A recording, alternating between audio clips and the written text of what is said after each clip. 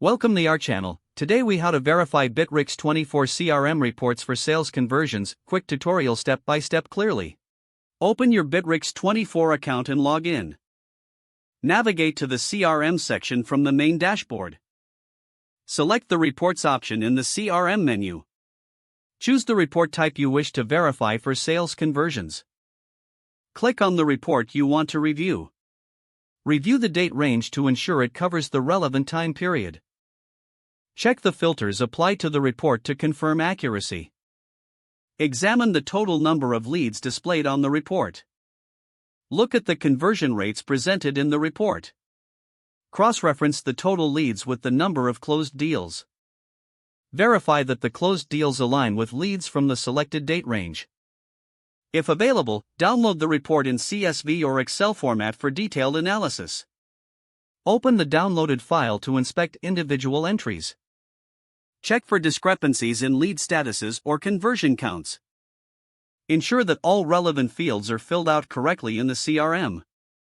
Consult the sales team's notes or activity logs if needed. Analyze trends by comparing this report to previous periods. Look for patterns in successful conversions or common drop-off points. Take notes on any anomalies or areas for further investigation. Use this verification process to inform your future sales strategies. If the page does not load, refresh the browser or try again in a private or incognito window. Make sure you are using the correct email address, then retype it carefully to avoid small typos. If your password is not accepted, use the reset option and create a new strong password you can remember. Check your spam folder for verification or security emails, then complete any requested confirmation steps. Enable two-factor authentication if available to improve account security and reduce unauthorized access risk. After signing in, review your profile details so your contact information and settings are accurate and current.